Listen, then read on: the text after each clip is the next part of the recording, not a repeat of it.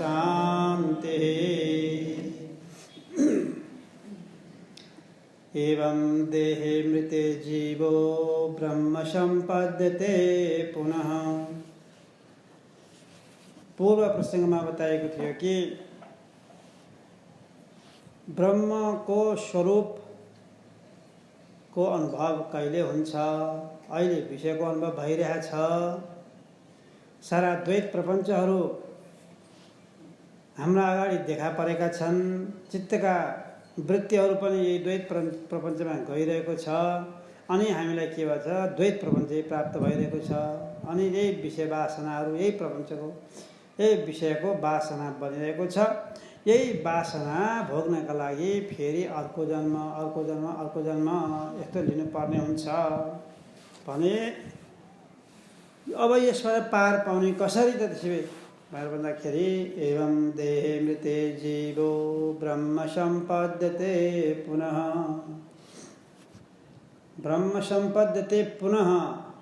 पुनः शब्दलाई विचार गर्नु होला। फेरि फेरि के हुन्छ? फेरि ब्रह्म हुन्छ। तपाईँ हामी फेरि ब्रह्म हुन्छौँ। कहिले हुन्छौँ? यसको मतलब पहिला पनि रहेछौँ हामी। हुन त अहिले पनि छौँ, नभएको होइन। तर ब्रह्म अहिले हुँ भन्नेको बोध भएन, दुःखको अनुभव भयो। ब्रह्म त आनन्द स्वरूप हो, आनन्दको अनुभव भएन, दुःखको अनुभव भयो। त्यो दुःखको अनुभव भएको हुनाले अब यो दुःख सबै हटाउने उपाय बताउँदै हुनुहुन्छ। अनि परमानन्द प्राप्त हुन्छ। दुःखको आत्यन्तिक निवृत्ति र परमानन्दको प्राप्ति नै के हो? यही शास्त्रको प्रयोजन हो, वेदान्त शास्त्रको प्रयोजन हो। वेदान्त शास्त्र किन सुन्ने? कसैले भन्लान् अरू कुरा सुन्न गए त भइहाल्यो नि, शङ्कराचार्य मठमा नै किन जानु पर्यो यो वेदान्त सुन्नलाई? त्यहाँ कथा हुँदैन, भगवान्का कथाहरू पनि हुँदैनन्, भजन कीर्तन पनि मजासँग छम नाच पनि पाइँदैन, किन जानु पर्यो भनेर कसैले भन्लान्। भनेदेखि के हो यसको प्रयोजन? के हो वेदान्तको भन्दाखेरि वेदान्तको प्रयोजन, वेदान्त शास्त्रको प्रयोजन दुःखको आत्यन्तिक निवृत्ति, परमानन्दको प्राप्ति। दुःख सधैँका लागि अब जान्छ, कहिले पनि फर्केर आउँदैन। यो दुःख खोजे पनि आउँदैन, आइयो भने पनि आउँदैन। अनि त्यो आनन्द चाहिँ परम आनन्द प्राप्ति हुन्छ। जो आनन्द अब कति आनन्द मात्र भइरहेको होला, अब यो चाहिँ एकछिन छोडे पनि हुन्थ्यो यसले भन्दा पनि छोड्नेवाला छैन। त्यसैले दुःखको आत्यन्तिक निवृत्ति, परमानन्दको प्राप्ति नै वेदान्त शास्त्रको प्रयोजन हो। कसरी सिद्ध हुन्छ त त्यसो भए भन्दाखेरि एवं देहे मृते जीवो ब्रह्म सम्पद्यते पुनः। जीवको यो देह मरेपछि याद गर्नु होला, यो देह मरेपछि के हुन्छ? ब्रह्म हुन्छ। देह त सबैको मर्छ, यो शरीर त कसैको पनि बाँचिरहँदैन। सबैको समय आइपुगेपछि सबैको देह मर्छ। के सबै ब्रह्म हुन्छन् त भन्दाखेरि सबै ब्रह्म हुँदा हुँदै पनि ब्रह्म भएको अनुभव गर्न सक्दैनन्। किन भन्दाखेरि उसले आफूलाई ब्रह्म मानेकै छैन, शरीर मानेको छ। त्यसैले ऊ ब्रह्म हुँदैन। स्वरूप आफ्नो ब्रह्म स्वरूप हुँदा हुँदै पनि ब्रह्म भएको उसलाई अनुभव हुँदै हुँदैन। अब के गर्नु त? उसलाई अनुभव कसरी हुन्छ त ब्रह्मको अनुभव भन्दाखेरि एवं देहे मृत्य जीव हो। यसमा एउटा विशेष जोड्नुपर्छ। देह, जीवको यो देह मरेपछिको अर्थात् म होइन भन्ने निश्चय गरेपछि। मर्नुको अर्थ म होइन, यो म होइन, यो देह म होइन भनेर निश्चय गर्नु हो। त यो मरेपछि यो म होइन भन्ने निश्चय गरेपछि ऊ ब्रह्म हुन्छ। त थुल देह त त्यस्तो रहेछ। हाम्रो एउटा मात्रै देह भइदिएको भए यो त देह सबैको मरेको थियो, ऊ ब्रह्म हुँदैन। किन भन्दाखेरि उसको अर्को शरीर पनि छ, दोस्रो शरीर अर्को छ। के? पहिलो शरीर यो ठुल देह भयो, यो देहलाई मात्रै म होइन भनेर पुगेन। यो त प्रारब्ध अनुसार उत्पन्न हुन्छ, प्रारब्ध अनुसार भोग भोग्छ। प्रारब्ध समाप्त भएपछि यो गइहाल्छ, यसलाई केही टेन्सन लिनु पर्दैन। यसलाई अर्को देह छ, सूक्ष्म देह। त्यो सूक्ष्म देह कस्तो छ भन्दाखेरि अत्यन्त जबरजस्त छ, पकड्न पनि सकिँदैन। यो ठुल देह त पकड्न सकिन्छ नि, यसले गल्ती गरिहाल्यो भने पक्रेर यसलाई चाहिँ मान्छेले तहलाउनु पनि सक्छन्।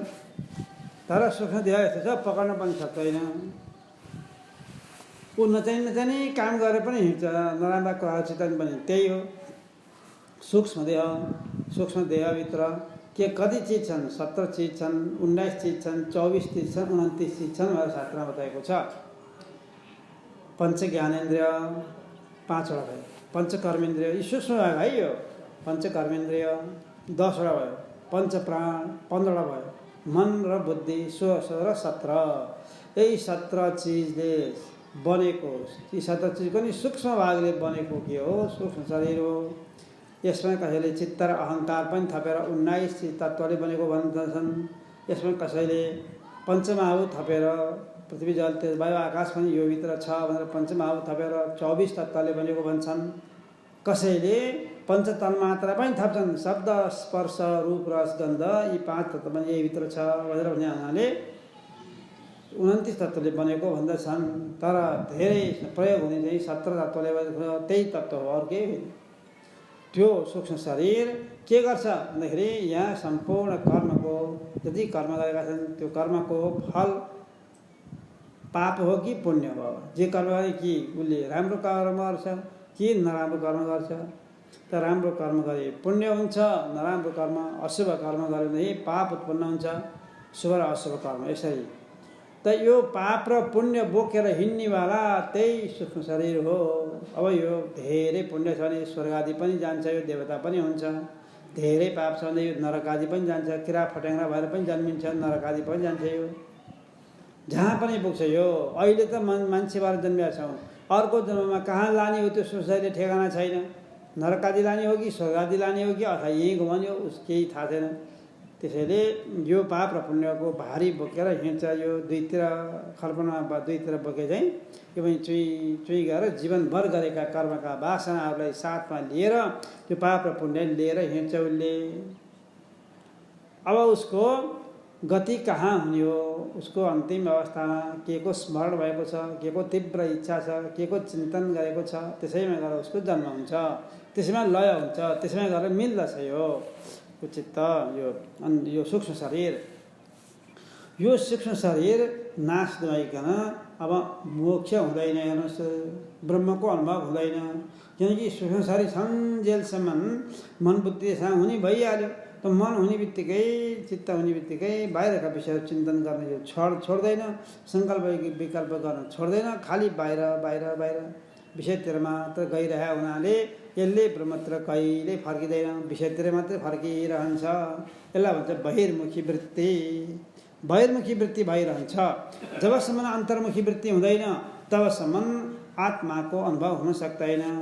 त बहिर्मुखी वृत्ति किन हुन्छ त यसलाई नभइदिए पनि हुन्थ्यो नि, बहिर्मुखी वृत्ति नभइदिए हुन्थ्यो, अन्तर्मुखी भइदिए हुन्थ्यो।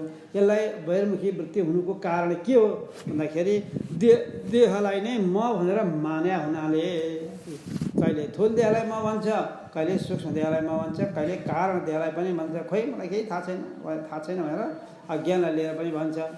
त्यसरी ती देहलाई म भन्या हुनाले उसलाई अन्तर्मुखी वृत्ति हुन पाएन। देह हुन्जेलसम्म यो देह छ भनेर थाहा पाउन्जेलसम्म, यो देह मै हुँ भन्जेलसम्म बहिर्मुखी वृत्ति हुन्छ। किन हुन्छ भन्दाखेरि शरीरका लागि त विभिन्न किसिमका वस्तुहरूको आवश्यक पर्छ, खानु पर्छ, लाउनु पर्छ, सारा हेर्नु पर्छ, सुन्नु पर्छ, सुन्नु पर्छ, स्पर्श गर्नुपर्छ, मोज मजा गरेर हिँड्नुपर्छ शरीरलाई। त्यसै कारणले बाहिर बाहिर बाहिर बाहिर ती सबै वस्तु बाहिर द्वैतमा आउँछन्, विषयबाट पाइन्छ। शब्द स्पर्श रूप रस गन्धको चाहिँ अनुभव गर्ने ठाउँ त बाहिर विषयहरू आउनुपर्छ। अनि त्यसैले ऊ के गर्छ, बाहिर बाहिर जान्छ। बाहिर गएपछि के हुन्छ, बहिर्मुखी वृत्ति भइहाल्छ, उसको अन्तर्मुखी वृत्ति हुँदैन। देहाभिमानिनाम अन्तर्मुखी वृत्ति न जायते अतस्तेषां तु मद्भक्ति सुकरा मोक्षदायिनी। देहमा आफू म हुँ भन्ने हुन्जेलसम्म, म भन्ने बुद्धि हुन्जेलसम्म देहमा उसलाई अन्तर्मुखी वृत्ति हुँदैन। अन्तर्मुखी वृत्ति नभएको हुनाले बहिर्मुखी वृत्ति भइरहन्छ। बहिर्मुखी हुन्जेलसम्म विषयमै जान्छ, विषयकै वासना बटुल्छ, त्यहीँ पुग्छ, फेरि अर्को वासना बटुल्छ, वासनाको पोको बोकेर हिँडिरहन्छ यो जीवात्मा। यो सूक्ष्म शरीर यस्तो खतरनाक छ। नरक आदि गएर सारा दुःख पनि यसैले भोगिरहन्छ। कुम्भी पाक नरकमा जाने पनि यही हो, रौरव नरकमा जाने पनि यही हो, तेलका कराईमा पोलिन जाने पनि त्यही हो। हेर्नुहोस्, थुलछरी जाँदैन तेलका कराईमा पोलिन। तपाईँले पाप गर्नुभयो भने पनि जति पाप गर्नुभयो भने पनि त्यो पापको फल नरकमा जाने यो थुल शरीर होइन। याद गर्नु, थुल शरीर त यहीँ सेराउँछन्, त्यो सूक्ष्म शरीर चाहिँ जान्छ। अब त्यो नरकमा जाने त्यही हो, दुःख र कष्ट पाइरहन्छ उसले। अब तेलका कराईमा पाकिने पनि त्यही सूक्ष्म शरीर हो, थुल शरीर होइन। पुण्य धेरै गरेको छ भने स्वर्ग जाने पनि यो थुल शरीर होइन, यो त यहीँ ढलिहाल्छ। स्वर्ग जाने पनि त्यही सूक्ष्म शरीर हो। अब नरक गयो भने त्यहाँ विभिन्न किसिमका कष्टहरू दुःखहरू भोग्दा भोग्दा भोग्दा भोग्दा जब त्यो पाप कर्म गरेको जति जति थियो त्यो सबै सकिन्छ, सकिँदै सकिँदै सकिँदै जान्छ। र अब पाप र पुण्य बराबर हुन थाल्छ। फेरि त्यो योनिलाई छोडेर अब यहाँ जन्म लिन आउँछ, फेरि पृथ्वीमा धरतीमा जन्म लिन आउँछौ। यदि स्वर्ग गएको छ भने पनि स्वर्गमा बसुन्जेलसम्म पुण्यको फल त्यो सुख भोग्छ भोग्छ भोग्छ, आनन्द सुख भोगिरहन्छ। विषयबाट आउने सुखहरू हो त्यो, भोगिरहन्छ भोगिरहन्छ भोगिरहन्छ। जुन दिन त्यो सुख भोग्दै भोग्दै गइसकेपछि पुण्य क्षीण हुँदै हुँदै हुँदै जान्छ। अब पाप र पुण्य फेरि बराबर लेभलमा आउँछ। अनि त्यो भइसकेपछि पुण्य धेरै थियो पहिला, क्षीण हुँदै गयो, भोग्दै गएपछि पाप त्यो पुण्य पनि क्षीण भयो, क्षीण हुँदै घट्दै घट्दै गयो। गएपछि जब पाप र पुण्य बराबरमा लेभलमा आउँछ, अब उसले स्वर्गमा बस्न पाउँदैन। क्षीणे पुण्य मर्त्यलोकम विशन्ते, यही मर्त्यलोकमा आउनुपर्छ। यसरी स्वर्ग गए पनि यहीँ आउनुपर्ने, नरक गए पनि यहीँ आउनुपर्ने। नरक आदि गए बेस गर्न दुःख कष्ट भोगेर आउनुपर्छ भने स्वर्ग गए त्यो सुख भोगेर विषय सुख भोगेर फेरि आउनुपर्छ। तर जन्म मृत्युको चक्र चाहिँ तै पनि छुटेन। त्यसैले कर्म गरेपछि कि शुभ कर्म हुन्छ कि अशुभ कर्म हुन्छ। अशुभ कर्म भए नरक जान्छ, दुःखै भएर आउँछ। शुभ कर्म भए पुण्य उत्पन्न हुन्छ, स्वर्ग जान्छ। स्वर्गमा गएर भोगिसकेपछि फेरि फर्केर यहीँ आउँछ। ल हामी कर्म नगरिकन बस्न नसक्ने, कर्म दुई प्रकारले गर्छौँ हामी, कि शुभ कर्म गर्छौँ कि अशुभ गर्छौँ। शुभ कर्म गरे स्वर्ग आदि जाने, पुण्य भए उत्पन्न भएपछि स्वर्ग आदि जाने, पुण्य सौन्जेल भोग गर्ने, पुण्य सकेपछि फेरि यहाँ धडाम झार्ने। अब नरक गए पनि त्यही दुःख कष्ट भोगेर फेरि नरक त्यो पाप घट्दै जान्छ अनि फेरि यहाँ। त यसरी जन्म बारम्बार जन्म मृत्युको चक्रमा परिरहन्छ। कर्मिणो विनिवर्तन्ते निवर्तन्त उपासकाः ज्ञानिनो न निवर्तन्त इति वेदान्त डिमडिमः। कर्म गर्नेवाला जति पनि व्यक्तिहरू छन् सबै के छन् फर्केर आउँछन्। जति कर्म गरे पनि कर्मिष्ठहरू छन्, चाहे उसले शुभ कर्म गरोस् चाहे उसले अशुभ कर्म गरोस्, त्यो दुइटै कर्म गरे के हुन्छ ऊ फेरि फर्केर आउनुपर्छ। नरकमा गए पनि फर्केर आउनुपर्छ, स्वर्गमा गए पनि फर्केर आउनुपर्छ। उसको उपाय केही छैन। धेरै कर्मिणो विनिवर्तन्ते। अब उपासना गर्ने मान्छे, भक्ति गर्ने मान्छेले पनि के भन्छ, भगवानको भक्ति गरे हुनाले भक्त छ, भगवान हुनुहुन्छ, भक्तले भगवानको भक्ति गर्दछ। यसरी त्रिपुटी खडा भइरहन्छ, द्वैत रूपमा भेद रूपमा आफूभन्दा भगवान भिन्दै हुनुहुन्छ। म भगवानको भक्त हुँ, म पूजा गर्छु, म पूजा गर्ने कर्ता हुँ। यसरी आफूलाई र भगवानलाई भिन्दै रूपले देखाएको छ, द्वैत रूपले देखाएको छ। त्यस कारणले उसको पनि कैवल्य मोक्ष हुँदैन। भगवानको भक्ति गरेको कारणले पुण्य उत्पन्न हुन्छ, भगवानको गुणानुवाद कीर्तन गरेको कारणले पुण्य उत्पन्न हुन्छ। त्यो पुण्यको प्रतापले के हुन्छ, ऊ सालोक्यमा जाला, भगवानकै लोकमा जाला। सामिप्य भगवानको नजिकै बस्दा, सारूप्य भगवानको रूपै पाउला। तर पाए तापनि कहिलेसम्म बस्छ भन्दाखेरि त्यो पुण्य छाउन्जेलसम्म त्यहाँ बस्छ। पुण्य समाप्त भएपछि त्यो सारूप्य पनि झर्छ, सालोक्य पनि झर्छ, सामिप्य पनि झर्छ। फेरि यहाँ आएर जन्मिनुपर्छ, फेरि पुण्य छिन भएपछि यहाँ आउनुपर्छ भने भगवान पनि त्यति खुसी हुनुहुन्न। मेरो भक्त यस्तो भक्त थियो, मलाई असाध्यै मान्थ्यो, धेरै मेरो आराधना गर्थ्यो, मेरै भजन गर्थ्यो, मेरै कीर्तन गर्थ्यो, मेरै पूजा गर्थ्यो, ममा चित्तवृत्ति लगाइरहन्थ्यो। तर त्यस्तो भक्तले के गर्यो, मलाई टाढा देख्यो, मलाई पर देख्यो, मलाई भिन्न रूपमा देख्यो, आफूभन्दा भिन्न रूपमा देख्यो। यसले कैवल्य मोक्ष पाएन, त्यत्रो दुःख कष्ट गर्यो मेरा लागि। तर मलाई द्वैत रूपमा हेऱ्यो, मलाई भेद रूपमा हेऱ्यो, मलाई आफूभन्दा भिन्दै मान्यो यसले। ल हेर्नु त, मलाई द्वैत रूपमा हेऱ्यो भने आफूभन्दा भिन्दै हुनुको अर्थ द्वैत हो। द्वैत हुनुको अर्थ के हो, भगवानलाई द्वैत बनाउनुको अर्थ द्वैत त के हुन्छ, द्वैत त मिथ्या हुन्छ। द्वैत मिथ्या हुन्छ। मलाई मिथ्या मान्दछ, मलाई पूजा पनि गर्छ, मेरो पाठ पनि गर्छ, मेरो कीर्तन पनि गर्छ, मेरो भजन पनि गर्छ, सारा गर्छ, तर मलाई आफूभन्दा भिन्न रूपमा मान्छ, त्यसकाले कैवल्य मोक्ष हुँदैन उसलाई। अब मलाई टाढा ठाने त्यसले, त्यसैले ऊ फेरि फर्केर आउनुपर्छ। यस्तो भगवान् भन्नुहुन्छ। भगवान् पनि खुसी, जति खुसी हुनुपर्ने हो त्यति खुसी हुनु भएन, फर्केर आउनुपर्ने हो। त्यसैले निवर्तन्त उपासकः, उपासकहरू पनि फर्केर आउनुपर्छ। ज्ञानिनो न निवर्तन्त इति वेदान्त डिमडिमः, ज्ञानी चाहिँ न निवर्तन्त, कहिले पनि फर्केर आउनु पर्दैन। किन फर्केर आउनु पर्दैन नि भन्दाखेरि उसले देहमा अभिमान छोडेको हुन्छ।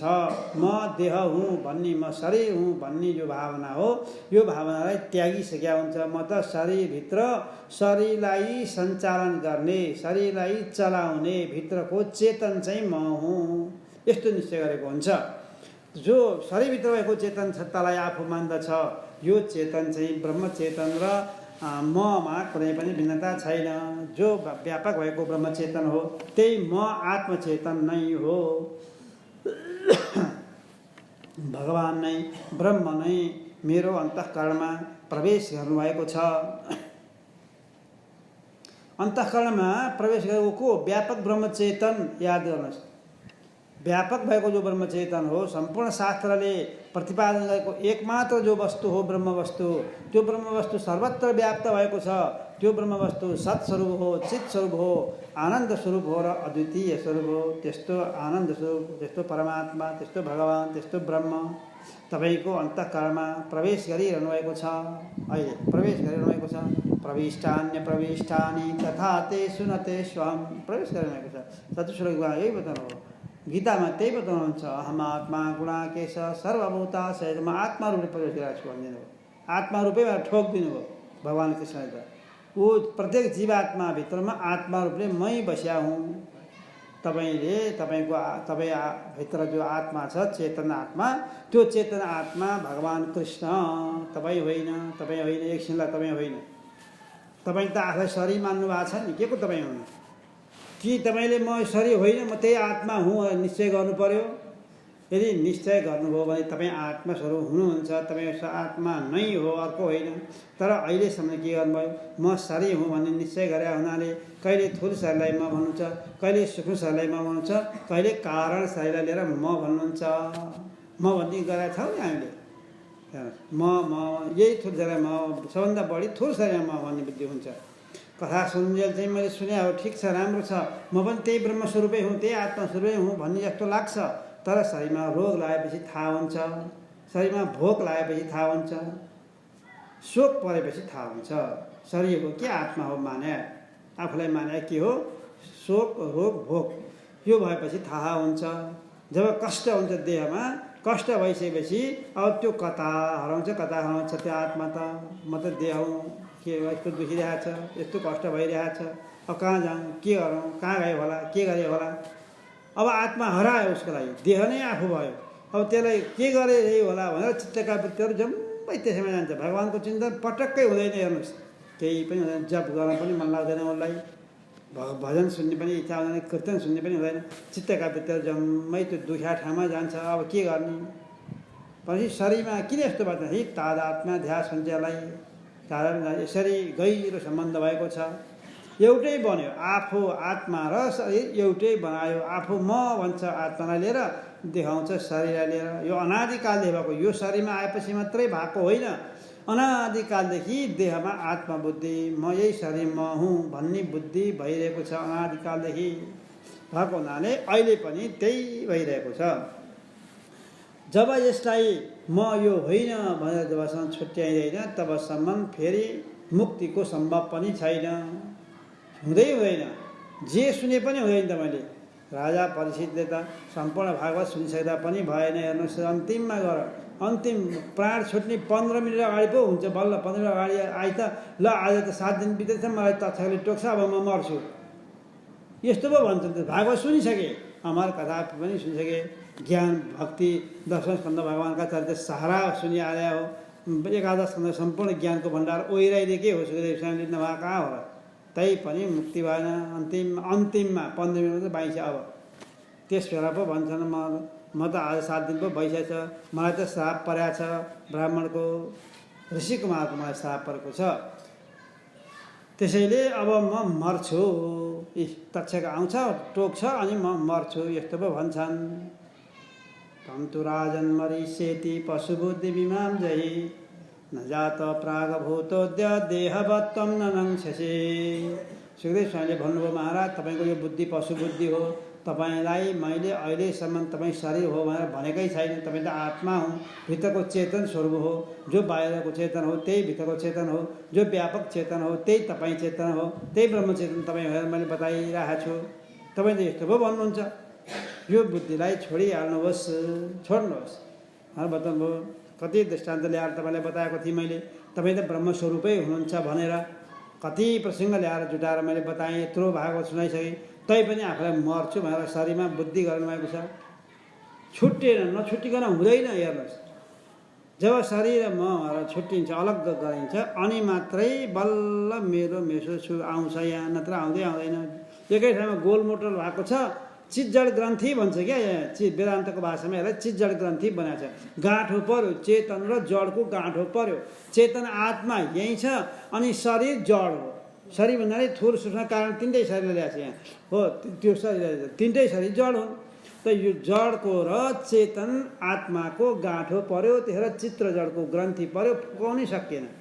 फुकाउन सकिया भए छुट्टै छुट्टै भइदिया भएदेखि यति चाहिँ आत्मा हो, यो चाहिँ अनात्मा हो, छुट्याउन मिल्थ्यो, छुट्याउँदै सकेका छैन।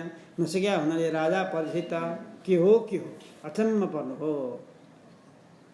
अब ब्राह्मणको श्राप परे होइन भनौँ भने त्यो सत्य हुन्छ। अब सुखदेवले भनिरहेको कुरा होइन भनौँ भनेदेखि साक्षात् ब्रह्मस्वरूप हुनुहुन्छ।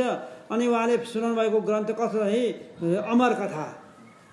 अमर कथा छ, जुन सुनेपछि अमर हुन्छ, मर्दै मर्दैन, अमर हुन्छ, त्यस्तो सुनाउनु भएको छ। सुनाउनेवालाको ब्रह्मस्वरूप हुनुहुन्छ। उहाँले भनेको कुरो कसरी होइन भनौँ, अमर कथालाई कसरी झुटो मानौँ, यो होइन भनौँ भनेदेखि। अब ब्राह्मणको वचन मिथ्या हुन्छ भनौँ भने यो म कसरी मानौँ, मलाई त श्राप दिइसकेका छन्। आजको 7 दिनमा तत्सरी टोकोस् भनेर उनले मरस श्राप दिइसके। आज त 7 दिन बितिहाल्यो, अनि अब आज तत्सरी आउँछ, अब टोक्छ, अब म मर्छु भनेर आयो क्या। किन आयो? देहमा आत्मबुद्धि भएको हुनाले अन्तर्मुखी वृत्ति हुन पाएन, बहिर्मुखी वृत्ति भयो। बहिर्मुखी वृत्ति भइसकेपछि यही विषय चिन्तन भयो, आत्मचिन्तन हरायो। अब विषय चिन्तनले गर्दाखेरि शरीरमा झन् गाडा आफू भन्ने बुद्धि बनाइदियो। त्यसैले एवं देहे मृत्य जीवो भने हो, यो देह मरेको भान हुनुपर्छ, म होइन भने निश्चय गर्नुपर्छ तपाईँले। म यो देह कुनै हालतमा पनि होइन, म त भित्रको देहलाई सञ्चालन गर्ने चेतन चाहिँ भन्ने यसरी अड्न सक्नु पर्यो। अड्या हो कि होइन थाहा छैन, तपाईँ आफूले अड्ने कुरा हो, अरूले अडाइने चिज हो र अरूले अडाउने चिज होइन यो। म चेतन आत्मा चाहिँ हुँ, भित्र शरीरलाई चलाउनेवाला देही चाहिँ हुँ, देह होइन देही। यो शरीर त घर हो, तपाईँ घरमा बस्नेवाला हो, गृहस्थ हो, तपाईँ घरमा बस्नेवाला हो, घर होइन। शरीरम गृहमुच्यते, शरीर त घर हो। शरीर के हो? घर हो। तपाईँ घर होइन, तपाईँ घरमा बस्नेवाला चाहिँ हो, गृहस्थ हो। यस्तो विचार गर्नु पर्यो। त्यसैले यो शरीर घर रहेछ, यो शरीर रूपी घरमा भित्र बस्नेवाला जुन चेतन सत्ता छ त्यो चाहिँ म रहेछु भनेर निश्चय गर्नु पर्यो। जब यो निश्चय गरिन्छ, निश्चय गर्ने बित्तिकै देहभाव स्वतः बिस्तार बिस्तार छुट्दै जान्छ। अब मन पनि बिस्तार बिस्तार दुब्लाउँदै जान थाल्छ। तनुमानसा भन्छन्, बिस्तार दुब्लाउँदै जान्छ र यो शरीरमा बिल्कुलै आफू भन्ने बुद्धि हुँदैन। थुल शरीरमा हुँदैन, सूक्ष्म शरीरमा हुँदैन, कारण शरीरमा हुँदैन, तिनटै शरीरमा नहुनुपर्छ। यो हुन्जेलसम्म फेरि मुक्ति कैवल्य मोक्ष हुँदैन। एवं देहे मृत्य जीवो ब्रह्म सम्पद्यते, पुनः ब्रह्म हुन्छ। त्यही थुल शरीर त सबैको मर्दो रहेछ, एक दिन मर्न प्रारब्ध सकेपछि मर्छ। यो मर्दैमा ब्रह्म हुने पनि होइन, ब्रह्म यो नमरे पनि ब्रह्म नहुने पनि होइन। योसँग सम्बन्ध छैन। यो त प्रारब्धले खडा भएको हो, आत्मा प्रारब्ध खडा भएको होइन, सम्बन्ध छैन। हेर्नुहोस्, यो प्रारब्ध भोग्न आएको छ, आत्मा प्रारब्ध भोग्दैन। अनि यो शरीर प्रारब्ध भोग सकिसकेपछि यो चटक्क छोडेर जानुपर्छ, आत्माले कहिले पनि छोड्दैन। यस्तो छ, आत्माले कहिले छोड्दैन। आत्मा त जहिले पनि सधैँभरि रहिरहेको हुन्छ, मरिसक्दाखेरि पनि छोड्दैन। अरू त के कुरा, मरिसक्यो मान्छे, ठुलो शरीर डङ्गरङ्ग यहाँ लडिसक्यो, लम्पसार परिसक्यो, चेतना छैन, ऊ बोल्दैन, हेर्दैन, सुन्दैन, तैपनि त्यहाँ आत्माले छोडेको हुँदैन। यहाँनिर आएपछि मान्छेलाई अलिकति गाह्रो पर्छ होइन। आत्मा कस्तो हो? चेतन हो। अनि मरेको लासमा आत्मा हुन्छ कि हुँदैन? प्रश्न यो छ। कसैले के भन्छन् भनेदेखि आत्मा चेतन हो। त त्यहाँ चेतन भइरहेको त त्यो बोलिहाल्थ्यो नि, हेरिहाल्थ्यो नि। त्यसो आत्मा उडेर गयो, आत्मा उडेर गयो, त्यस कारणले ऊ बोल्न सकेन, हिँड्न सकेन, खान सकेन, अचेत भयो। चेतन नभएपछि अचेत भयो भन्छौँ हामी। भन्ने यही हो, व्यवहारमा भन्ने चलन यही हो। यदि तपाईँले यस्तो मान्नुभयो भने आत्मालाई व्यापक मान्नु भएन। फेरि आत्मा र ब्रह्म एउटै हो। अयम आत्मा ब्रह्म, वेद श्रुति माता भगवती बताउनुहुन्छ। अयम आत्मा ब्रह्म, यो आत्मा त ब्रह्म हो, ब्रह्म त व्यापक हो। यदि व्यापक शब्दको अर्थ सबै ठाउँमा हुनु, यदि मरेको लासमा छैन, उडेर गयो भन्नुहुन्छ भनेदेखि त अब ब्रह्मको व्यापकता त हानि आउने भयो। त्यसैले आत्मा त सर्वत्र व्याप्त छ। त्यो मरेको लासमा पनि छ, लासको बाहिर पनि छ, भित्र पनि छ, सबैतिर छ। अब प्रश्न उठ्छ, त्यसो भए किन त्यो बोलेन? आत्मा चेतन हो, तीभित्र चेतन छ भने किन बोलेन? अब प्रश्न खडा भइ गयो। किन बोलेन? मरेको मान्छे किन बोलेन? किन हेर्दैन? किन सुन्दैन? किन एक चम्चा पानी खाँदा पनि प्याल्ल बगेर जान्छ, घुटुक्क किन निल्दैन भन्दाखेरि त्यहाँ काम गर्नेवाला कर्ता छैन, अर्को हेर्नेवाला सुन्नेवाला केही त्यहाँ जो छ त्यो छैन। त्यो के हो त्यहाँभित्र भन्दाखेरि त्यहाँ विशेष चेतन छैन। सामान्य चेतन, धेरै चेतनको उपदेश गर्नका लागि चेतनलाई दुई भाग लगाइयो। एउटा सामान्य चेतन र अर्को विशेष चेतन। विशेष चेतन नभइकन शरीर चल्दैन। विशेष चेतन निक्लेर गयो भने शरीर यहीँ ढल्छ। तर सामान्य चेतन चाहिँ सर्वत्र व्याप्त भइरहेको हुन्छ। सामान्य चेतन आत्मा हो, ब्रह्म हो, कसै कहिले पनि छोड्दैन। यसले सर्वत्र सबै ठाउँमा सधैँभरि बसिरहेको हुन्छ। यसको अभाव कहिल्यै छैन, सर्वत्र व्याप्त छ। त विशेष चेतन निक्लिने हो, विशेष चेतन निक्लिने हो। यहाँबाट निक्लिने भनेको अन्तःकरणमा प्रतिबिम्बित भएको चेतनलाई चिदाभास भनिन्छ।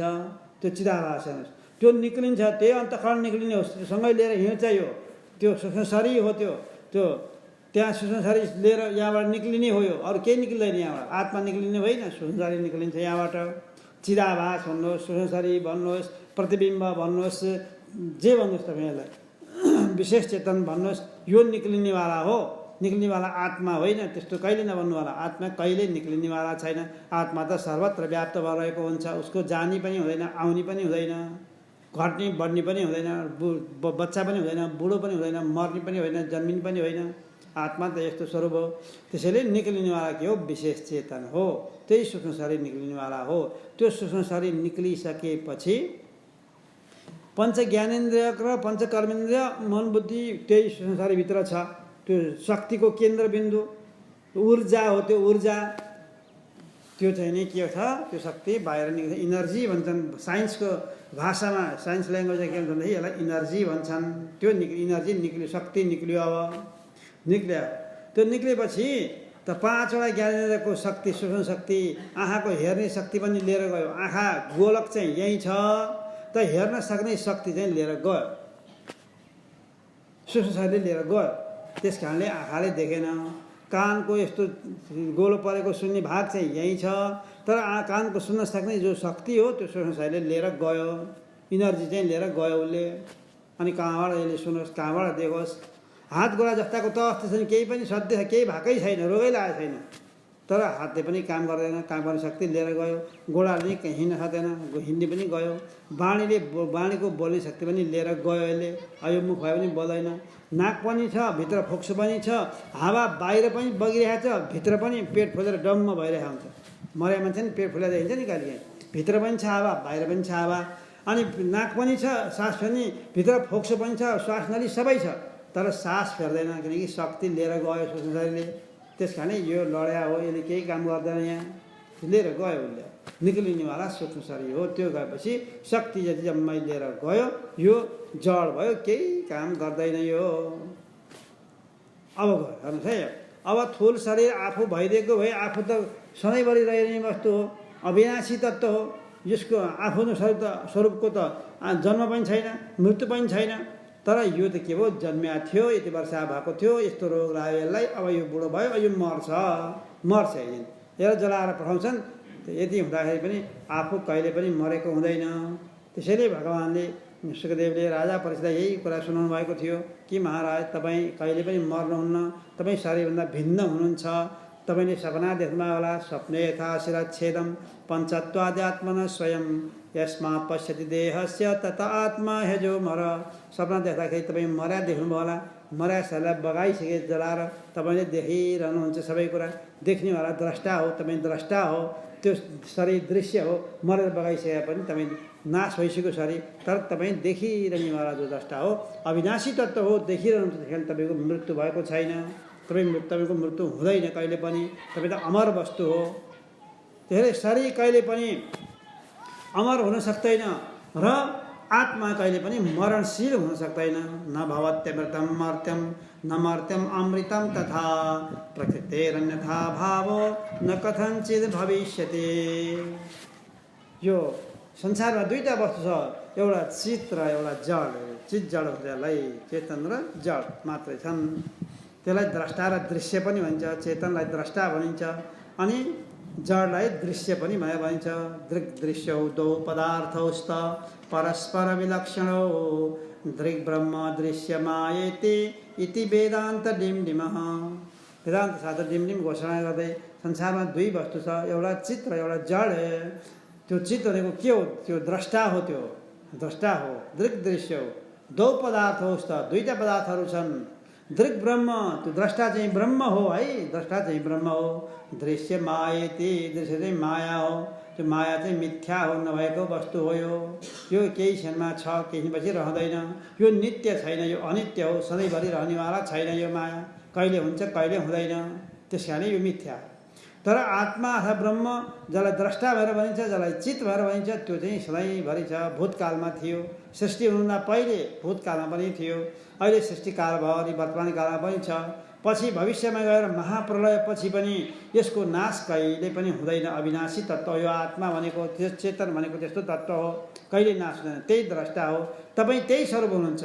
तर यस्तै आफू आत्मस्वरूप हुँदाहुँदै पनि यो शरीरमा आत्मबुद्धि, म भन्ने बुद्धि गरे हुनाले अब आत्मा हरायो। उसका लागि त्यसलाई के हो? शरीर म हुँ भन्ने बित्तिकै ऊ के हो? उसलाई चाहिँ आत्मघाती भनेर भनिन्छ। आत्मघाती, आत्माको घात भयो। आफू आत्मा हुँदाहुँदै आत्मा मानेन, नमानेर शरीर हुँ भनेर माने हुनाले आत्मघाती भन्छ यसलाई। तपाईँ यस्तो पाप लाग्छ यसले। त्यसैले देहात्म बुद्धिजम पापम न तद गोवध कोटिभी भनेको बताएको। यो करोड गाई मार्दा पनि बढी पाप लाग्छ यो देहलाई म भन्दाखेरि, किनकि उसले आत्मघात गरेको छ, आफैलाई घात गर्यो। म आत्मा हुँ उनले बिर्स्यो, भुसुक्कै बिर्स्यो। र उसले के शरीर अर्कोलाई म भनेर भन्न थाल्यो। यही अध्यास भइरहेको छ उसलाई। यो अध्यास अनादिकालदेखि भइरहेको छ, यसलाई भन्छ अध्यास। आफू वस्तु एउटा छ, अर्कै मान्नु नै अध्यास हो। आफू वस्तु आत्मा हो, आत्मा मानेको भए उसलाई ज्ञान हुन्थ्यो सधैँभरि, उसका विज्ञान स्वरूप हुन्थ्यो। आफूलाई आत्मा नमानेर आफूलाई शरीर भनेर मान्यो, देह भनेर माने हुनाले उसलाई भ्रम ज्ञान भयो, उसलाई विपरीत ज्ञान भयो। विपरीत ज्ञान, उल्टो ज्ञान भयो। उल्टो ज्ञान भएपछि यसलाई सम्झाउन बडा कठिन छ। हेर्नुहोस्, कोही मान्छे पटक्कै जान्दैन, केही पनि जान्दैन, नजानेको मान्छेलाई जान्ने बनाउन सजिलो हुन्छ। किनकि उसले जाने छैन, भित्र अज्ञान छ भने बाबु यस्तो हो, नानी यस्तो हो, कुरो यस्तो हो भनेर बुझाएपछि बुझ्छ उसले। अज्ञान थियो, ज्ञान हुन्छ उसलाई। तर जो व्यक्ति के छ, है उसलाई ज्ञान, ऊ अज्ञान चाहिँ छैन, मसँग म ज्ञानी हुँ भन्छ। ज्ञानी हुँ भन्छ, कस्तो ज्ञानी भन्दाखेरि विपरीत ज्ञानलाई लिएर म ज्ञानी भन्छ। विपरीत ज्ञान भइरहेछ। त्यो व्यक्तिलाई सम्झाउन असाध्यै कठिन हुन्छ, अत्यन्त कठिन हुन्छ। हेर्नुहोस्, तपाईँले दुर्गा सप्तशती पनि पढ्नुभएको थियो। राजा सुरथ र वैश्य, ती दुईजना त छँदै थिए। एउटा भन्छ राजा भन्छन् म त ज्ञानी हुँ, यो वैश्य पनि ज्ञानी छ भन्छन्। के भनेदेखि म यस्तो राजा थिएँ, मेरो यस्ता चाहिँ हात्ती घोडाहरू थिए, शत्रुहरूले मलाई आक्रमण गरे, यस्तो भयो उस्तो भयो, म यस्तो ज्ञानी छु, तैपनि मलाई घरका मान्छेलाई निकाल्दे, दरबारका मान्छे सबैले निकाल्दे भन्छ। ज्ञानी छु भन्छ। उता वैश्य चाहिँ मलाई केही पनि थाहा छैन, खोइ के हो कुरो बुझ्दिनँ, मलाई पनि निकाले, तर म यहाँ बस्न सक्दिनँ। ऊ पनि निक्ल्यो। निक्दा दुइटै निक्ल्या हुन्, तर त्यो वैश्यलाई सम्झाउन उसले अज्ञान, उसलाई बढी केही ज्ञान थाहा थिएन, ऊ त बिचरा केही पढ्ने लेखा मान्छे होइन, केही थाहा थिएन, उसलाई अज्ञान छँदै थियो ब्रह्मको बारेमा, आफू ज्ञानको बारेमा मलाई केही पनि थाहा छैन भनेर भनेपछि उसलाई सबै कुरा बताउँदै गएपछि उसले कुरा बुझ्दै गयो, उसले ज्ञान प्राप्त गर्यो। तर राजाले धेरै थाहा पाएको हुनाले, धेरै ज्ञान गरे हुनाले म यो पनि जान्दछु यो पनि जान्दछु भन्नाले उसको उद्देश्य अर्कै थियो, राजा बन्ने। ल राजा भएस् त, राजा भयो भने यहाँ त के कुरा छ भनेदेखि हामी पनि आफूलाई अज्ञान मात्रै भएको भए ब्रह्मज्ञान तिमी ब्रह्मस्वरूप हो भन्दाखेरि लाग्थ्यो, गुरुले तत्त्वमसि भन्ने बित्तिकै लाग्थ्यो। यहाँ त अज्ञान नभएर हामी त ज्ञानी भएर हिँडिरहेका छौँ। के ज्ञानी? म यो के ज्ञानी है? भ्रम ज्ञान। शरीर हुँ, म फलानु कुलमा उत्पन्न भएको हुँ। कुलको कुरा आयो, यो कुलको। अब फलानु गोत्र, मेरो गोत्र फलानु हो। अब गोत्र आयो, अब आफ्नो ऋषिहरूको नाम सम्झ। अब ठेगाना पनि आउँछ, फलाना ठाउँमा बस्नेवाला हुँ। जातको आउँछ, अब म वर्ण धर्म र आश्रम धर्ममा लिएर आउँछ। म कसैले भन्छ म ब्राह्मण हुँ, कोही भन्छ म क्षत्रिय हुँ, कोही भन्छ म वैश्य हुँ, कोही भन्छ शूद्र हुँ भन्छ, यसरी लिन्छ। कोही भन्छ म ब्रह्मचारी हुँ भन्छ, कोही वानप्रस्थी, कोही गृहस्थी, कोही सन्यासी। यी विभिन्न किसिमका जातलाई उपाधि थप्या छ। खालि उपाधि बटुलेर हिँडेको छ। नाना किसिमका अरू कुराको चाहिँ ज्ञान गर्दै आएको हुनाले भ्रम ज्ञान भयो। यही ज्ञानले छोपियो। आफू आत्मा हुँदाहुँदै पनि यही विपरीत ज्ञानले गर्दाखेरि छोपियो। त्यसैले यो विपरीत ज्ञानलाई जबसम्म हटाइँदैन तबसम्म आत्माको बोध हुँदैन। आरटन्न बसिएको छ अन्तःकरणमा। ज्ञान गर्ने साधन तपाईँको अन्तःकरणै हो, मन नै हो। मनसैवा द्रष्टव्यम, मनद्वारा यसलाई जान्न सकिन्छ, बुझ्न सकिन्छ, अनुभव गर्न सकिन्छ। तर त्यो मनमा भने के छ? विभिन्न किसिमका कुरा कचडाहरू आएर भरिएका छन्। कहिले जातिको, कहिले कुलको, कहिले धर्मको, कहिले आश्रमको, कहिले वर्णको, यी विभिन्न किसिमका कहिले शरीरलाई लिएर भन्छ, यो यस्तो भन्छ, कहिले इष्टमित्रको, कहिले नाता गर्दा सारा कुल कुटुम्बहरूको, धन सम्पत्तिको, घर गृहस्थीको, छोराछोरीको, बाउ आमाको साराको कुराहरू भर्दै गएको छ। भर्या हुनाले विषयले भर्या हुनाले अब आत्मा त कता हरायो। अब उसले आत्मज्ञान कहिले गर्ने? त्यो विषयमा डुब्दै यो मेरो कर्तव्य हो, यो त गर्न पर्छ, मैले नगरे कसले गर्छ? यो कर्तव्य छोड्नु हुँदैन। आफ्नो कर्तव्य यो गर्नुपर्छ भनेर कर्तव्य गर्ने नाउँमा आत्मालाई नै बिर्स्यो। आत्मज्ञान गर्ने कर्तव्य चाहिँ बिर्स्यो उसले। यहाँ आएर आत्मज्ञान नगरी नहुने थियो, त्यही एउटा ठुलो कर्तव्य थियो। त्यो गरेपछि अरू नगराए पनि हुन्थ्यो। तर आत्मज्ञान चाहिँ यो गर्नै पर्ने कर्तव्य चाहिँ गरेन। खालि अरू कर्तव्य बुद्धि गरे हुनाले आत्मालाई नै बिर्स्यो, भुल्यो। अब केही फेला पार्दैन उसले। महती विनष्टि, सत्यानाश भयो। उसको मनुष्य जीवन प्राप्त गरेको सत्यानाश भयो, केही काम लागेन। किनकि उसले कर्तव्य बुद्धिमा सारा चित्तवृत्ति विषयमा लगाइदियो, शरीरमा म भन्ने भावना गरेर हिँडिरहेको छ। अब यस्तोलाई कहिले हुन्छ? यो कहिले हुँदैन यो फेरि। अब के भन्छ त? होला, कहिले बिस्तारै गर्दै जानुपर्छ। कर्म पनि, शुभ कर्म पनि छोड्नु हुँदैन, गर्दै जानुपर्छ। भगवानको भजन पनि गर्दै जानुपर्छ। ज्ञान पनि कहिलेकाहीँ गरेर सुन्नुपर्छ, गर्दै जानुपर्छ। तर हाम्रो व्यवहार त यहाँ सबै सधैँभरि यहाँ बसेर यही मात्रै विचार गर्दै हाम्रो व्यवहार कसले चलाइदिने? घर छैन हाम्रो, गृहस्थी छैन हाम्रो, हाम्रा छोराछोरी छैनन्, व्यवहार गर्नु पर्दैन के? त्यहाँ गएर मात्रै हुन्छ? व्यवहारमा खाना त्यसै आउँछ? तपाईँलाई खानाको चिन्ता छ। अब खानाका लागि व्यवहार गर्नुपर्छ। तपाईँलाई त्यो व्यवहार गर्नु पर्दैन कसले भनेको छ र? यहाँ आएर कहिले व्यवहार गरेर तपाईँ कोही पनि व्यवहार नगर्नुहोस्, सबैजना घर छ हिँड्नुहोस् भनेको त छैन नि। के छ भन्नु त? कसैले पनि घर छोड्नुहोस् भनेको छैन, व्यवहार नगर्नुहोस् भनेको छैन। तपाईँको व्यवहार गर्नुहोस्।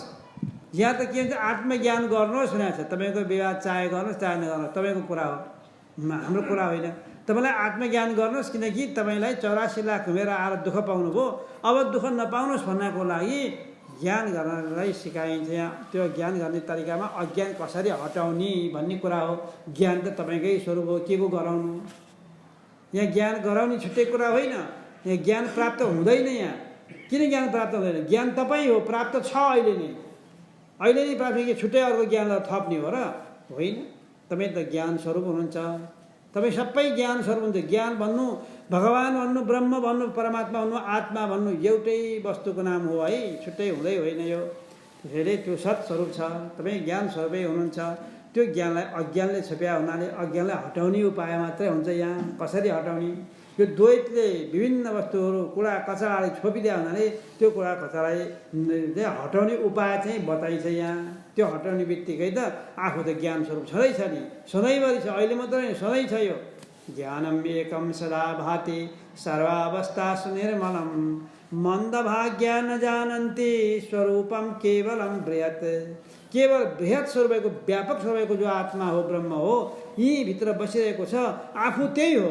त्यति हुँदाखेरि पनि जागृतमा पनि त्यसले थाहा पाइरहेछ, देखिरहेछ, जानिरहेछ, सुनिरहेछ, स्वप्नमा पनि देखिरहेछ, सुनिरहेछ, खाइरहेछ, थाहा पाइरहेछ। सुसुप्तिमा केही पनि नदेखाए पनि यसले सबै कुरा थाहा पाएर बसिरहेछ, केही पनि छैन भन्ने कुरा थाहा पाएर बसिरहेछ। म मात्र छु, मधे बाहेक केही छैन भन्ने यो अनुभव गरेर बसिरहेछ सुसुप्तिमा पनि। त्यो चेतन तपाईँ आफू हो। यहीँ भित्र हुँदाखेरि पनि ज्ञान हुन पाएन। किन हुन पाएन भने छेकिदियो, आवरणले ढाकिदियो। त्यहाँ बिचमा एउटा पातलो पर्दा छ, यहाँ कालो पर्दा बस्यो, अज्ञान रूपी पर्दा। अज्ञानको एउटा पर्दा छ, त्यसलाई आवरण भनिन्छ। त्यो आवरणले गर्दाखेरि ढाकिदियो।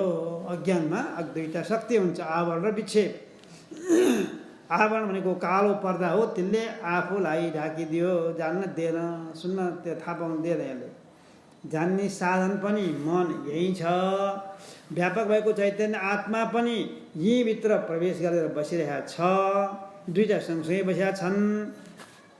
तर जान्ने साधन हाम्रो अन्तःकरण अथवा मनले यी भएको आत्मालाई जान्न पर्ने, तर जान्न दिएन। किन दिएन? बिचमा एउटा कालो पर्दा छ, आवरण। त्यो के कस्तो आवरण हो? अज्ञान रूपी आवरण हो यो। अज्ञानका दुईवटा शक्ति। विक्षेपावरणे तत्र प्रथमं कल्पये जगत् लिङ्गाद्य ब्रह्म पर्यन्तं स्थूल सूक्ष्म विवेदतः। भगवान् भन्नुहुन्छ, भगवान् राम बताउँदै हुनुहुन्छ लक्ष्मणलाई, हेर लक्ष्मण, तिमीलाई अज्ञानले ढाकिया हुनाले तिमीले आफूलाई जान्न सकेका छैनौ। त्यो अज्ञानका दुईवटा शक्ति छन्, विक्षेप र आवरण। विक्षेप आवरणे तत्र, यो दुईवटा शक्ति चाहिँ छन् बसिरहेको। त्यसैले आफूले जान्न सकेनौ तिमीले। त्यो दुईवटामा के भन्दाखेरि प्रथमम कल्पये जगत, पहिलो भनेको विक्षेप र आवरण छ नि। पहिला विक्षेप अनि आवरण देखाउनु भयो यहाँ भगवान् रामले। त विक्षेप र आवरणमा सबभन्दा पहिला विक्षेप बनाउनाले प्रथमम कल्पये जगत। यो विक्षेप शक्तिले के गर्यो? जगतको कल्पना गर्यो। कल्पना गर्नलाई रजोगुण चाहिन्छ, विक्षेप शक्ति चाहिन्छ, अनि मात्र जगतको कल्पना हुन्छ। यसले कल्पना गर्यो। के जगतै कल्पना गरिदियो विक्षेप शक्तिले। सारा संसार खडा गरिदियो एउटा विक्षेप शक्ति, मायाको एउटा विक्षेप शक्तिले। हेर्नुहोस्, आवरणको काम त बाँकी नै छ। के गर्यो? लिङ्गाद्य ब्रह्म पर्यन्तं स्थूल सूक्ष्म विवेदतः।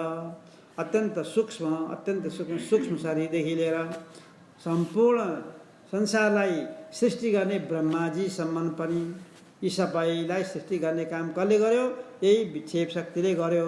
विक्षेपावरणे तत्र प्रथमं कल्पये जगत्। सम्पूर्ण जगत कल्पना गरिदियो। अब प्राणी मात्र नभएर पुरा स्थावर जङ्गम, यी पञ्चमहाभूतका कार्य, सारा 84 लाख प्रकारका प्राणीहरू, त्यहाँ 4 प्रकारका त्यहाँ पनि क्याटेगोरी छुट्याएका छन्। अण्डज, स्वेदज, उद्भिज, जरायुज, अण्डाबाट उत्पन्न हुने, पसिनाबाट उत्पन्न हुने, तर जमिनबाट उम्रेर आउने वनस्पति आदि, सालनाल सहित जमिनी, मान्छे, गाईबस्तु आदि हामी, यी 4 प्रकारका प्राणीहरू सृष्टि गरिदियो। हेर्नुहोस्, कसले? विक्षेप शक्तिले। कति शक्तिशाली रहेछ हेर्नुहोस् त। सब सृष्टि गर्ने यो पो रहेछ। यी ब्रह्माले संसारको सृष्टि गरे भनेर हामीले पढ्या हो, सुन्या हो पुराण सुन्दाखेरि। तर ब्रह्मालाई सृष्टि गर्ने को नि भन्दै यही विक्षेप शक्ति, मायाको विक्षेप शक्ति। हेर्नु लिङ्गाद्य ब्रह्म पर्यन्तं, ब्रह्माजीसम्म पनि लिङ्गाद्य ब्रह्म पर्यन्तं स्थूल सूक्ष्म विवेदतः। स्थूलमा अत्यन्त स्थूल र सूक्ष्ममा अत्यन्त सूक्ष्म खडा गर्ने पनि यही विक्षेप शक्ति हो। सारा द्वैत प्रपञ्च चराचर जगत खडा भइरहेको छ। विक्षेप शक्ति ढाकिदियो। किन ढाक्यो? यी भएको आत्मालाई जान्न नसक्या हुनाले अज्ञान भयो। जान्न सक्या भए ज्ञान हुन्थ्यो। ज्ञानले अज्ञान नष्ट भइहाल्थ्यो। जान्न नसक्या हुनाले अज्ञान भयो। अज्ञान हुन्थ्यो। अज्ञानका एउटा विक्षेप, दुईवटा शक्तिमध्ये विक्षेप शक्तिले संसार खडा गर्यो। अनि अर्को आवरण शक्ति फेरि जिउँदै बाँकी थियो। त्यसले के गर्छ नि? अपरं तखिलं ज्ञानं रूपमावृत्य तिष्ठति माया कल्पितं विश्वं परमात्मनि केवले। केवल परमात्मा मात्र भएको ठाउँमा सम्पूर्ण विश्व ब्रह्माण्डको कल्पना गर्यो। त्यो मायाको आवरण शक्तिले आत्मालाई ढाकिदियो, आत्मा ब्रह्मलाई ढाकिदियो। यो ढाकिदियो भने पनि केवल बुझाउनका लागि मात्रै भनेको हो। त्यो मायाको आवरण शक्तिले ब्रह्मलाई ढाक्नु सक्दैन, किनकि ब्रह्म त सर्वत्र व्याप्त छ। त्यो आवरण शक्ति कति हुन्छ र, कहाँ छ र? त्यसले सबै त्यस्तै व्यापक हो त? होइन। किन ढाकिदियो भने त भन्दाखेरि तपाईँले जान्ने साधन मन, अन्तःकरण, त्यो मनले ती भएको आत्मालाई जान्नु पर्ने थियो। जान्नलाई साधन त मन भएको हुनाले बिचमा बसेको त्यो अज्ञानको आवरण शक्तिले अन्तःकरणलाई चाहिँ ढाकिदियो। ब्रह्मलाई ढाके होइन, अन्तःकरणलाई ढाकिदिने बित्तिकै अन्तःकरणले यी भएको ब्रह्मलाई फेला पार्न सकेन। यी अन्तःकरण छ, यी चेतन आत्मा यी छ, यी भित्र आफैभित्र। अनि बिचमा चाहिँ त्यही अज्ञानको आवरण शक्ति आयो, विशेष शक्ति आयो, बिचमा अज्ञान आएर बसिदियो। हो, यसलाई हटाउने हाम्रो काम हो। हाम्रो काम भनेको के? यही हो।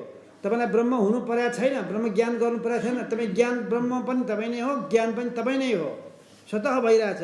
तर ज्ञान हुन दिइरहेको छैन, बिचमा आएर अज्ञान बसिरहेको छ। अज्ञानलाई हटाउने मात्र काम हो। कसरी हटाउने? यही अज्ञानलाई हटेको दिनमा तपाईँ ब्रह्म सम्पद्यते, पुनः ब्रह्मस्वरूपै हुनुहुन्छ तपाईँ। त्यसैले त्यो सूक्ष्म शरीर विषयतिर गइरहने भएको हुनाले विषय चिन्तन गरिरहन्छ। विषय चिन्तन गर्दा गर्दा गर्दा गर्दा त्यो विषयका वासनाहरू बटुल्दै धेरै वासनाको पोको लिएर आउँछ। यो सूक्ष्म शरीरले, मनले, सूक्ष्म शरीरले त्यो वासनाको पोको बनाएर आउँछ। त्यही वासना के छ? विभिन्न जन्ममा गएर भोग्ने साधन, बीज हो यो संसार। संसारमा जन्म लिनेको बीज भयो। त्यो बीज भएपछि फेरि अर्को जन्म लिनु परिरहेको, त्यो भोग्नु पऱ्यो नि वासना। त्यो वासना भोग्नको लागि अर्को जन्म लिन्छ, त्यो जन्ममा जान्छ।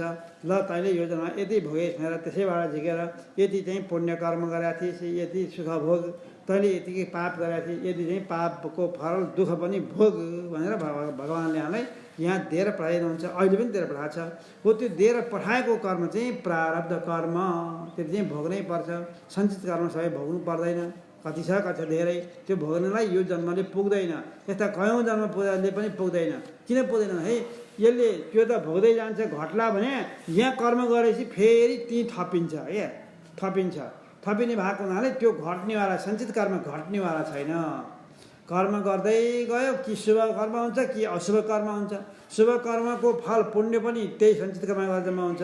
अशुभ कर्मको फल पाप पनि त्यही सञ्चित कर्म गरेर जम्मा हुन्छ। अब घटला यहाँ आएर भोगेर घटला भने त प्रारब्ध लिएर आएका थियौँ, जति लिएर आएको प्रारब्ध चाहिँ भोगेर सक्छौँ त्यति चाहिँ घट्यो। तर यहाँ गरेका सबै कर्मका वासना गरेर त्यहीँ थपियो हुनाले जस्ताको तस्तै। हेर त, कोही हात्तीले नुहाए जस्तो पहिला स्नान गर्छ, फेरि धुलो आफूभरि पुरा धुलोले हालेपछि त्यो नुहाएको र नुहाएको के मतलब भयो? बरु नुहाउँदै नुहाएको भएदेखि हात्ती राम्रै देखिन्थ्यो, धुलो त देखिँदैन थियो। नुहायो, फेरि धुलो छरेपछि जस्ताको तस्तै भयो, त नुहाएको केही भएन। त्यस्तै तपाईँ हामीले पनि भोग्नु त भोग्यौँ। प्रारब्ध अहिले भोगिरहेका छौँ हामीले। हामीले त्यो प्रारब्धमा पहिला पूर्वजन्ममा पुण्य पनि गरेका थियौँ होला, सुख पनि पाइरहनु भएको छ तपाईँले सबैले। अनि दुःख पनि तपाईँ गर्नुभएको थियो, पाप पनि गर्नुभएको थियो, त्यसको फल दुःख पनि भोगिरहनु भएको छ। कतिले पाप त्यो सुख पनि भोगिरहनु भएको छ, दुःख पनि भोगिरहनु भएको छ, सारा कुरा भोगिरहनु भएको छ। त्यो दुःख त्यो घट्दै पनि आयो, जति भयो त्यति चाहिँ घट्यो। तर यहाँ गरेका कर्म चाहिँ फेरि थपी पनि सक्यो। भनेपछि त्यो कहिले सकिनेवाला छैन। फेरि अर्को जन्ममा जाँदाखेरि त्यतैबाट झिकेर भगवान्ले अलिकति पुण्य अलिकति पापको फल दुइटै दिएर पठाउँछ, त्यति मात्रै भोग्ने हो। त्यहाँ पनि फेरि कर्म त गरिहाल्छ भने यसरी कर्म मान्छे जन्मिन्छ, जन्मेपछि कर्म गर्छ, कर्म गरेपछि कर्मको वासना सञ्चितमा गएर जम्मा हुन्छ। अनि त्यो सञ्चित गरेका कर्महरू सारा भोग्नको लागि अर्को जन्म लिनुपर्छ। अर्को जन्म गर्छ, फेरि जन्मेपछि कर्म गर्छ, कर्मका वासना फेरि हुन्छन्, पाप पुण्य फेरि हुन्छन्, फेरि थपिन्छ। अनि त्यो भोग्न फेरि अर्को जन्म हुन्छ। यसरी पुनरपि जननम पुनरपि मरणम पुनरपि जननी जठरे शयनम य संसारे खलु दुस्तारे कृपया पारे पाहि मुरारे भज गोविन्दम। भनेपछि यो जन्म मृत्युको चक्र कहिले छुट्नेवाला छैन। त्यसैले के गर्नुपर्छ भन्दाखेरि कर्म गर्नेवाला आफू होइन, कर्तामा होइन, कर्तापन राख्नुहोस्। वासनाको क्षय, त्यो सम्पूर्ण सञ्चित कर्मको वासना पनि नाश हुन्छ। नाश हुने नहुने होइन। सञ्चित कर्म जति छन् ती सबै कर्मका वासनाहरू सबै नष्ट हुन्छन्। कहिले? ज्ञान भएपछि। ज्ञान भएपछि हुन्छ। सञ्चितागामी कर्माणि दह्यन्ते ज्ञान कर्मणा। सञ्चित र आगामी कर्म ज्ञान भएपछि सम्पूर्ण कर्मका वासनाहरू डढ्छन्। ज्ञान भएपछि यहाँ ज्ञान आफ्नो स्वरूपको बोध भयो, म आत्मा हुने निश्चय गर्नुभयो भने अब त्यो ज्ञान रूपी अग्निले तयोर विवेकोदित बोध बनिम् अज्ञान कार्यम प्रदहेत समूलम। अज्ञानका कार्यहरू सबै सम्पूर्ण सञ्चित कर्महरू ज्ञान रूपी अग्निले डढाइदिन्छ। आफ्नो स्वरूपको ज्ञान गर्नुहोस् तपाईँ। त आफ्नो स्वरूपको ज्ञान गर्न साथ सम्पूर्ण सञ्चित कर्महरू डढिहाल्दछन्।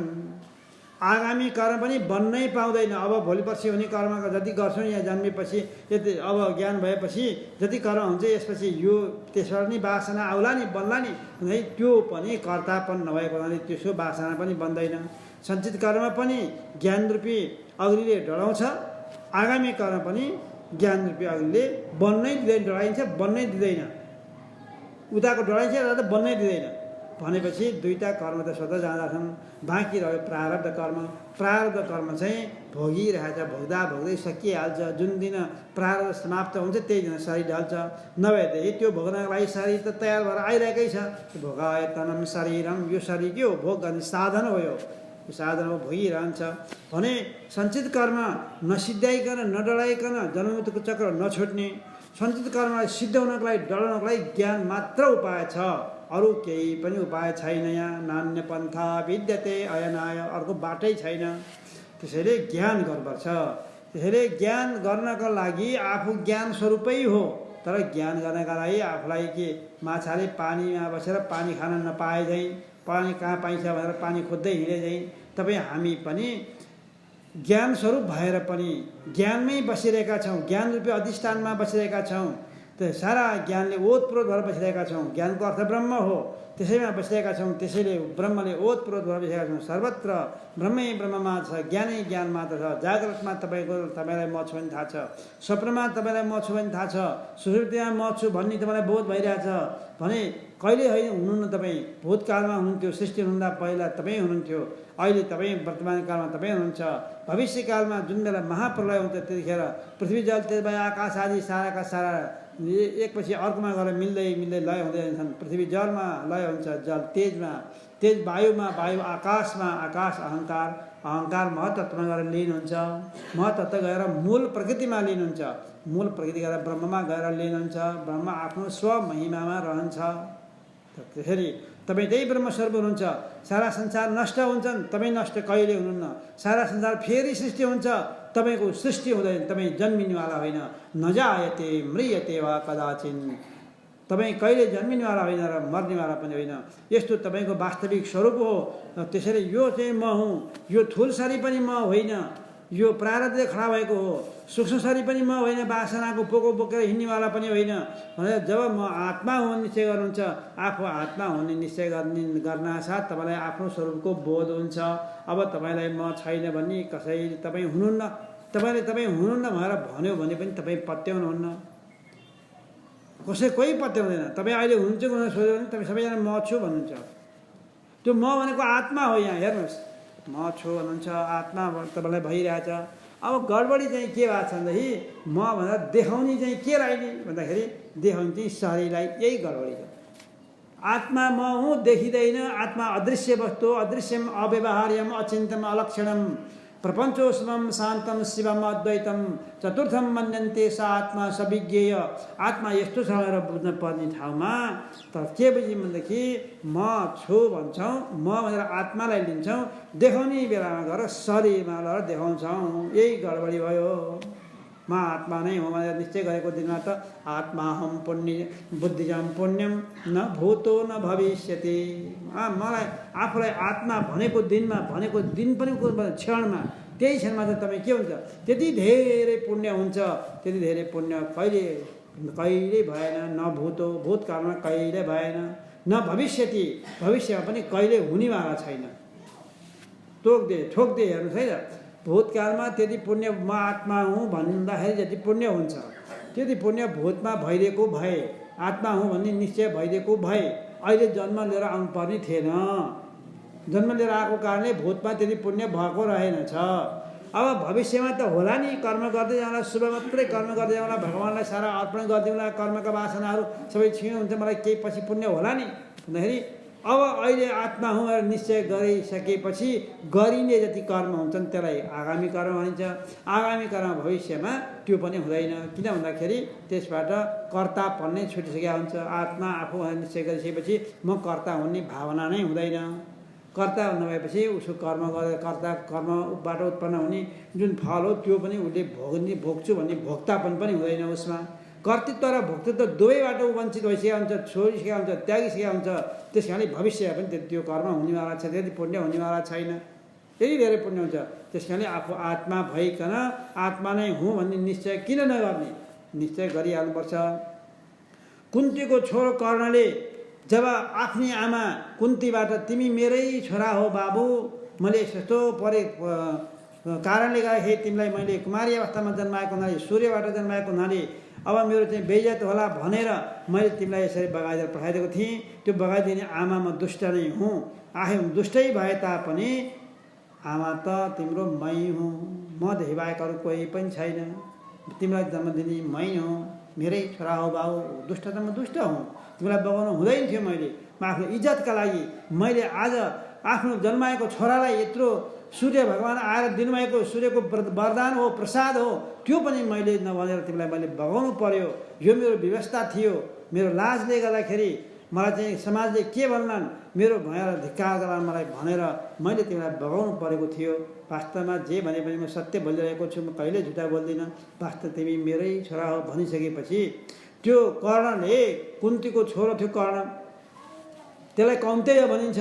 त्यो कौन्तेय हुनका लागि केही गर्नै पर्दैन। पहिला पनि उसले नजानुन्जेल पनि ऊ कुन्तीकै छोरो थियो। अहिले कुन्तीले भनेपछि पनि कुन्तीकै छोरो हो, कौन्तेय नै हो। फरक यति भयो कि पहिला नजानुन्जेल चाहिँ राधाले लगाएर पाल्या हुनाले राधेय भन्थ्यो कर्ण आफूलाई। के भन्थ्यो? म राधेय हुँ, राधाको छोरा हुँ, म राधेय हुँ भन्थ्यो। तर जब आमाले भनिसकेपछि म त राधेय होइन रहेछु, कौन्तेय हुनु परेन उसलाई। कौन्तेय आफै थियो, म त कुन्तीको छोरै रहेछु, मैले कौन्तेय हुनु परेन। राधाको भावलाई छोडिदियो। राधेय भन्ने कुरालाई जब छोड्ने बित्तिकै के भयो त, ऊ त कुन्तीको छोरा त आफै छँदै थियो। त्यसै गरी तपाईँ हामी पनि म आत्मा हुँ। तपाईँ अहिले जाने, आफ्नो स्वरूपलाई जाने पनि तपाईँ आत्मा नै हो। तपाईँले आफ्नो स्वरूपलाई नजाने पनि तपाईँ आत्मा नै हो, ब्रह्म नै हो। तर यति फरक पर्छ कि पहिला चाहिँ तपाईँले नजाने हुनाले म शरीर हुँ, म जीवात्मा जीवधारी हुँ, म चिदाभास हुँ, म कर्म गर्नेवाला कर्ता हुँ। कर्म गरेपछि यस्तो कर्म गरेपछि फल लाग्छ, अनिखेरि भोग्न पाइन्छ भनेर पहिला जान्नुहुन्छ। जान्नेवाला परमात्मा तपाईँ हो, म हुँ भनेर जान्नुभएको थियो। अनि त्यस्तो फल भोग्न पाइन्छ भनेदेखि किन कर्म नगरे त? गरौँ न भनेर कर्म गर्न लाग्नुभयो। म कर्म कसले गरे? मैले गरे म भनेर आफूलाई कर्ता मान्नुभयो। अनि यो कर्म गरेपछि यति फल लाग्छ। त्यो फल भोग्नेवाला को नि है? मैले कर्म गरेपछि अरू फल भोग्छ? मैले कर्म गरेपछि मैले फल भोग्नुपर्छ। मै हो फल भोग्नेवाला, भोक्ता पनि मै हुँ। कर्म गरेर फल लाग्छ भनेर जान्नेवाला पनि मै हुँ, कर्म गर्नेवाला पनि मै हुँ, र कर्म गरेर आएको फल पनि भोग्नेवाला पनि मै हुँ भन्या हुनाले, आफूलाई कर्ता भोक्ता परमात्मा मान्या हुनाले, आत्मा हुँदाहुँदै ब्रह्म हुँदाहुँदै पनि आफूलाई कर्ता भोक्ता परमात्मा मान्या हुनाले तपाईँलाई ब्रह्मको अनुभव भएन, ब्रह्मको ज्ञान भएन, हुँदाहुँदै पनि भएन। जुन दिन तपाईँले म कर्ता होइन, म भोक्ता होइन, म परमात्मा जान्नेवाला ज्ञाता होइन भने तपाईँले त्यसलाई छोडिदिनुहुन्छ, निश्चय गरिदिनुहुन्छ। गर्ने बित्तिकै कर्ता हुनको लागि करण चाहिन्छ, साधन चाहिन्छ। कर्म गर्ने साधन भनेको शरीरमा हुन्छ कि आँखाले हेरेर गर्ने हेर्ने काम, कि कानले सुन्ने काम, यी करणहरू हुन्, सबै साधनहरू हुन्। कि हातले गर्ने काम, कि खुट्टाले हिँड्ने, यी सबै साधनहरू करणहरू हुन्। यो सबै अवयव शरीरमा हुन्छ। आत्मामा कुनै पनि करण छैन, काम गर्ने साधन छैन। त्यस कारणले आत्मा कर्ता हुनै सक्दैन। तपाईँ कर्ता त होइन, तैपनि कर्ता हुँ भनेर तपाईँले भने हुनाले, त्यो कर्णले म राधेय हुँ भने हुनाले कुन्तीको छोरो हुन पाएन, कौन्तेय हुन पाएन। जुन दिन छोड्यो त्यही दिन स्वतः अन्त्य छ। त्यसै गरी तपाईँले म कर्ता भोक्ता प्रमाता होइन भनेर छोड्या दिन, यो त शरीर हो, शरीरले गर्छ। यो कर्तृत्व भोक्तृत्व प्रमात्व भाव कसमा छ? शरीरमा छ। कोही ठुल शरीरमा छ, कोही सूक्ष्म शरीरमा छ। हेर्नुहोस् यहाँ भने यो चाहिँ म शरीरवाला होइन, म त शरीरभित्र बस्नेवाला, शरीरलाई चलाउनेवाला, शरीरलाई सत्ता प्रदान गरिदिनेवाला, भित्र भएको चेतन सत्ता चाहिँ हुँ भनेर भनेको दिनमा तपाईँ त्यही ब्रह्म स्वरूपमा स्थित हुनुहुन्छ। तपाईँ ब्रह्म नै हुनुहुन्थ्यो, अहिले पनि ब्रह्म नै हुनुहुन्छ। त्यसैले यो तिनवटा शरीर म होइन भनेको दिनमा नै एवं देह मृत्य जीवो ब्रह्म सम्पद्यते पुनः, तिनवटा देह म होइन रहेछु, म त ब्रह्म नै रहेछु भनेर निश्चय गरेको दिनमा तपाईँ पुनः फेरि ब्रह्म स्वरूपै हुनुहुन्छ। ब्रह्म भइकन म ब्रह्म हुँ भन्ने तपाईँलाई बोध हुन्छ। यसैलाई वेदान्तमा प्राप्तिको प्राप्ति भनिन्छ। प्राप्त भइरहेको जो ब्रह्म तत्त्व हो त्यसलाई पहिला जाने थिएन र अप्राप्त जस्तो भइरहेको थियो। अब त्यो कर्तृत्व भोक्तृत्व परमात्मा भाव छोड्ने बित्तिकै प्राप्त भइरहेको जो ब्रह्म हो फेरि प्राप्त हुन्छको अर्थ जान्यो, ए म त ब्रह्मस्वरूप पो रहेछु भनेपछि फेरि प्राप्त हुन्छ। यसलाई फेरि भन्ने शब्द आउँछ, त्यसले पुनः शब्द राखियो हो। ब्रह्म सम्पद्यते पुनः, फेरि प्राप्त हुन्छ भनेको अर्थ अहिले नजानेर प्राप्त भइरहेको थियो, नजानेर प्राप्त हुँदा केही काम दिएन। नजानिएको डोरीले के देखाइदियो? सर्प देखाइदियो, जलधारा देखाइदियो। त्यही डोरीलाई जान्दाखेरि अब डरै छैन, डरै छैन। हो त्यस्तै यहाँ पनि नजानिएको आत्माले केही पनि हामीलाई काम दिएको थिएन। कर्तृत्व भोक्तृत्व प्रमातृत्व भावलाई पुष्टि दिइरहेको थियो, सत्ता दिइरहेको थियो। म कर्ता हुनलाई सत्ता दिइरहेको छु, उसको काम दिनु हो। तर आज जानिएको जो आत्मा हो, जानिएको आत्माको अर्थ आफ्नो स्वरूपको जब ज्ञान हुन्छ, आफ्नो स्वरूपको जब बोध हुन्छ हुने बित्तिकै तपाईँ ब्रह्मस्वरूपै हुनुहुन्छ, फेरि पनि ब्रह्मस्वरूपै हुनुहुन्छ।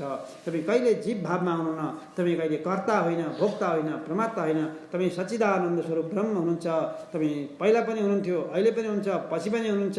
सत्स्वरूप तपाईँ सबै कुरा थाहा पाइरहनुहुन्छ, जानिरहनुहुन्छ। चित स्वरूप आनन्द स्वरूप तपाईँमा दुःख भन्ने वस्तु केही पनि छैन। दुःख कसले भोग्छ? दुःख सुख दुःखको कारण, सुख दुःख भोग्नेवाला अन्तःकरण हो, यो मन हो, यो सूक्ष्म शरीर हो, यो त्यसले भोग्नेवाला हो। मनको धर्म हो सुख दुःख। जन्म मृत्यु कसको हो? शरीरको हो। जन्मिनेवाला शरीर हो, मर्नेवाला शरीर हो। शरीरको धर्म तपाईँ जन्मिनु होइन, मर्ने होइन, शरीर हो। सुख दुःख कसले भोग्ने? सुख दुःख मनले भोग्ने हो। सुख दुःख चाहिँ शरीरको धर्म, सूक्ष्म शरीरको धर्म हो, मनको धर्म हो, तपाईँको होइन। भोक प्यास कसको? प्राणको धर्म हो, तपाईँको होइन। तपाईँ त शुद्ध चैतन्य स्वरूप, केही पनि नगर्ने। रामो न गच्छति न तिष्ठति नानुशोच त्याकाङ्क्षते त्यजति नो न करोति किञ्चित् आनन्दमूर्तिरचल परिणामहीनो माया गुणाननुगतो हि तथा विभाति। भगवान् राम अथवा ब्रह्मस्वरूप त त्यस्तो छ, उहाँ केही पनि गर्नुहुन्न, केही खानुहुन्न, कहीँ जानुहुन्न, अचल स्वरूप छ। रामो नगच्छति न तिष्ठति, त्यो ब्रह्म त कहीँ जाँदैन, कहीँमा एक ठाउँमा त रहने पनि होइन, कहीँ बसिने पनि होइन, सर्वत्र व्याप्त छ उता। केही शोक गर्दैन, कसैको शोक गर्दैन। सारा गर्नेवाला अरूहरूले गरेका छन्। राममा आरोप गर्छन्, आरोपयन्ति रामेस्मिन् निर्विकारे खिलात्मनि। निर्विकार स्वरूप भगवानमा यसरी आरोप गर्छन्, त्यो ब्रह्ममा आरोप गर्छन्। ब्रह्मले यस्तो गर्यो भनेर ब्रह्मलाई यहाँ कर्ता भनेर आरोप गरेका छन्, भोक्ता भनेर आरोप गरेको छ, प्रमाता भनेर आरोप गरेको छ। आरोप गर्ने चिज होइन, यसलाई केही टाँसिँदैन। असङ्ग स्वरूप भएको हुनाले पहिला पनि असङ्ग हो तपाईँ, अहिले पनि असङ्ग हो, यो पछि पनि असङ्ग नै हुनुहुन्छ। असङ्गोहम असङ्गोहम असङ्गोहम पुनः पुनः सच्चिदानन्द रूपोहम हमेवाहमव्यय। म के हुँ? म सच्चिदानन्द स्वरूप, असङ्ग स्वरूप हुँ भनेर निश्चय गरेर बस्ने मानव जीवनको एकमात्र लक्ष्य हो। यसैमा बसिरहँ। बाँकी प्रसङ्ग फेरि भोलि हुनेछ। हरि ओम तत्सत्।